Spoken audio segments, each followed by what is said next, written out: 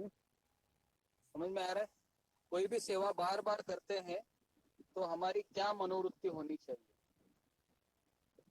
क्या इसका कारण है कि भगवान हमको एक अवसर दे रहे हैं। ओके, भगवान हमको एक अवसर दे रहे हैं। हाँ, जैसा आप जॉब करते हैं, है ना? हाँ, जॉब करते हैं तो क्या सोचते हैं लोग? लोग यही सोचते हैं कि मैं जॉब में जाऊंगा या जॉब करूंगी तो मुझे सैलरी मिलेगा, मुझे पैसा मिलेगा। तो उसके कारण वो सोचते हैं कि मुझे रोज जॉब पे जाना चाहिए। खाड़ा करूंगा तो मेरा पैसा कट जाएगा। लेकिन एक भक्त क्या सोचता है कि मुझे क्यों जाना चाहिए, रोज रोज जपा में क्यों आना चाहिए, कथा में क्यों आना चाहिए? क्योंकि भगवान मुझे अवसर दे रहे हैं उनके पास आने का। ओके, तो ये अंदरूनी चीज है जो मैं आपको बता रहा हूँ। क्योंकि हमेशा आपको लगेगा ये रोज रोज सेशन हो रहा है, रोज रोज जपा में आना पड़ रहा है, रोज रोज वही चेहरा मुझे दिखाई दे रहा है ना? भक्तों का, है ना? यही लोग दिख रहे हैं पिछले 6 महीने से, 4 महीने से। हाँ, कोई बदल नहीं रहे हैं। तो हमें हमेशा समझना चाहिए कि यही मेरे परिवार के लोग हैं। समझ में आ रहे हैं ना? यही मेरा परिवार है। और जो मेरा परिवार है वो परिवार नहीं है, वो तो मेरा कर्म के कारण मुझे अपना कर्तव्य निभाना पड़ रहा है। समझ में आ रहा है ना? तो इसके लिए हमारे हृदय यहाँ होना चाहिए और हमारा शरीर वहां होना चाहिए। ओके, तो इसको हमेशा याद रखते हैं। अभी हम 90वें श्लोक पे जा रहे हैं। तो 9, 10, 11 नहीं, 9, 10 पढ़िए जरा सीमा जी। न च मां तानि कर्माणि निबन्धन्ति धनंजय उदासीन बदासीन मसक्तं तेषु कर्मसु। हे धनंजय, ये सारे कर्म मुझे नहीं बांध पाते हैं। मैं उदासीन की भांति इन सारे भौतिक कर्मों से सदैव विरक्त रहता हूँ। अब जानन्ति मां मूढ़ा मानुषीम नहीं, मयाध्यक्षेण है। अरे 10वां मयाध्यक्षेण प्रकृतिः श्रूयते सचराचरम् हेतुनानेन कौन्तेय जगते परिवर्तते।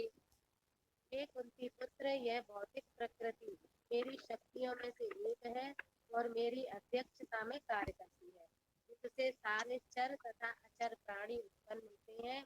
इसके शासन में यह जगत बारंबार सृजित और विनष्ट होता रहता है। तो भगवान कहते हैं 90वें श्लोक में कि नचतानि कर्माणि, मतलब मुझे कोई भी कर्म बांध नहीं सकता। निबद्धन्ति, निबंधन्ति मतलब बांधना। उदासीन, उदासीन मतलब तटस्थ की तरह मैं इस संसार में सारे भौतिक कर्मों में भी रहता हूँ। ठीक है, तो भगवान कह रहे कि सारे कर्म मुझे बांध नहीं पाते। लेकिन हमारा अवस्था क्या है? मुझे सारे कर्म बांध देते। तो हमारा अगला प्रश्न है कि मुझे सारे कर्म क्यों बांध रहे हैं? मुझे अपने दैनंदिन जीवन में जो कर्म मैं करती हूँ या करता हूँ, मैं उसके बंधन में क्यों आ रहा हूँ? इसका कारण लिखना है आपको। कौन बताएगा इसका कारण? क्यों कर्म बंधन लग रहा है मुझे? भगवान को क्यों नहीं लग रहा है?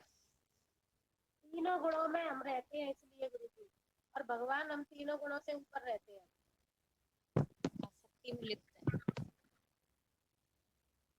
जी, तीनों गुणों का है ही, बराबर है। रजोगुण तमोगुण से हम अधीन है, लेकिन फिर भी भगवान है, कर्म बंधन में नहीं होते हैं और हम बंधन में आ जाते हैं। भौतिक शरीर से है ना प्रभु जी, प्रारब्धानि कर्म प्रभु जी। नहीं नहीं, जो काम इसका करते हैं उत्तर वो उसके फल को खुद चाहते हैं कि हम भोगे, तो इसलिए हम हाँ, कर्म बंधन में बराबर। फंस हाँ, जाते ये हैं और भगवान हाँ, नहीं चाहते। ये इसका भगवान उत्तर है। हाँ, हाँ बराबर, ये इसका उत्तर है। जैसा अभी मीनाक्षी ने बताया कि कर्म फल के बंधन, कर्म के फल का हम भोग करना चाहते हैं, इसलिए मैं बंधन में आ रहा हूँ। और भगवान है वह निस्वार्थ भाव से अपना प्रयोजन कर रहे हैं उनकी संतानों के लिए, हालांकि उनमें उनका कोई लाभ नहीं है। तो ये इसका उत्तर है। तो हमेशा इस बात को ध्यान रखिए। फल, ये फल खाने की जो इच्छा है ना हमारी, वही हमारा सबसे बड़ा बीमारी है कि मुझे बदले में क्या चाहिए।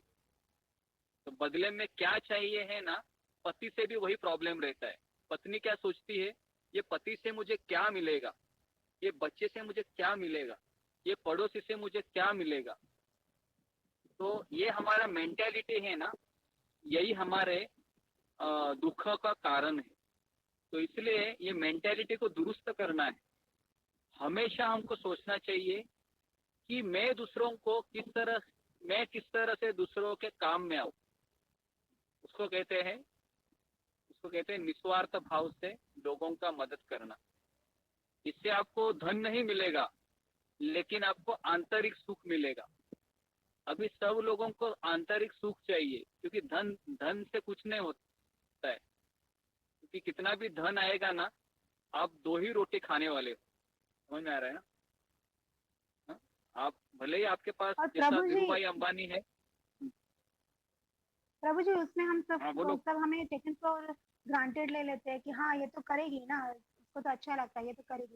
मतलब हम अच्छे हैं, उसका सामने वाले को कोई ये नहीं होता, तो उससे हमें कैसे डील करना चाहिए? तो अभी इसलिए मैं क्या करता हूँ, मैं भी यहाँ पर निस्वार्थ भावना से कर, लेकिन मैं आपको काम में भी, सेवा में भी लगा रहा हूँ मैं, है ना। मैं सुबह उठने के लिए भी लगा रहा हूँ, सेशन अटेंड करने के लिए बोल रहा हूँ, होमवर्क करने के लिए बोल रहा हूँ। तो हमें दूसरों की मदद करनी चाहिए, लेकिन साथ में ये भी देखना चाहिए कि सामने वाला व्यक्ति कितना कैपेबल है, वो उसका गलत फायदा तो नहीं उठा रहा है। हाँ, तो इसके लिए ये भी देखना जरूरी है। नहीं तो ऐसे व्यक्ति को हम मदद करेंगे जो जीवन में कुछ करना ही नहीं चाहती है या करना ही नहीं चाहता है, तो फिर उसके पीछे समय लगाकर कुछ फायदा नहीं है। ठीक है, इसलिए स्टेशन में भी आप लोग आ रहे हैं, तो मैं आपके पीछे क्यों मेरा समय लगा रहा हूँ, क्योंकि आप लोगों को कृष्ण चाहिए। बराबर है। जिस दिन आपको लगेगा कि मुझे कृष्ण को छोड़कर कोई सांसारिक चीज चाहिए, तो शायद मैं उस चीज में आपका कोई मदद नहीं कर पाऊंगा, क्योंकि मैं उसके लिए यहाँ पर शिक्षा नहीं दे रहा। तो ये चीज क्लैरिटी भी होनी जरूरी है। तो इसमें किसी को कुछ पूछना है इस श्लोक में? हम आपको प्रभु जी, अगर हम किसी बाहर वाले से, कोई भी जो भक्त नहीं है, उनसे अगर हम ज़्यादा अच्छे से बात करते हैं या बहुत अच्छे से किसी भी चीज़ में, तो वो उस चीज़ का फ़ायदा उठाते हैं। तो अगर हम गुस्सा नहीं करते हैं या फिर हम जितना हम अच्छे से बात करते हैं, वो कभी कभी क्या होता है, बहुत चालाक लोग भी होते हैं। तो उस टाइम पर हमें क्या करना चाहिए? उनसे हमें अच्छे से ही बात करना चाहिए या फिर उनके सामने मन से नहीं नहीं, पर दिखावे से? हाँ, हमें हमें हमारे हृदय उसी व्यक्ति को देना चाहिए जो केवल भगवान का भक्त है। बाकी किसी ऐसे व्यक्ति के सामने हम हृदय ओपन करोगे तो उसका गलत फायदा उठाएगा। इसलिए परिवार के लोगों के साथ मैंने कहा, आपको कर्तव्य रूप में आपको अपना अपना कार्य करना है, लेकिन हृदय है वो कृष्ण के पास ही रखना है। लेकिन घर वालों को ऐसा कभी लगना नहीं चाहिए कि इसका हृदय कृष्ण में है, मेरे में नहीं है, नहीं तो वो भी आपसे झगड़ा करेंगे, है ना। तो ये दोनों चीजों को बैलेंस को रखना है बराबर तरीके से। ऐसा तो हो जाता है, पता तो चलना चाहिए कि हमारा किसी की तरफ ज्यादा रुझान है। मैं यहाँ पर हूँ ऐसा तो आपको बताने के लिए। तो इसलिए मैंने अगला पिछला प्रश्न, हाँ हाँ बोलो। ये बहुत अच्छी चीज़ है भगवान की कि जो हमारे मन में चल रहा होता है वो किसी को पता नहीं होता, क्योंकि हम उनके सामने होते हैं पर उनको लगता है ये हमारे सामने ये काम कर रही है, लेकिन हम असल में भगवान को याद कर रहे होते हैं। तो वो बहुत अच्छी कृपा है भगवान की। हाँ, तो ये भगवान की हमारे सबके ऊपर कृपा है। हाँ, लेकिन अभी हम कृपा को कितना ले रहे हैं वो हमारा सबका व्यक्तिगत चुनाव है, व्यक्तिगत प्रश्न है। तो देखिए, जिस तरह से सूर्य प्रकाश है वह रेगिस्तान में भी है। सूर्य प्रकाश से अच्छा है कि बारिश है वह रेगिस्तान में भी गिर रही है, लेकिन रेगिस्तान में वो कैपेसिटी नहीं है कि उस जल को अपने अंदर समा सके।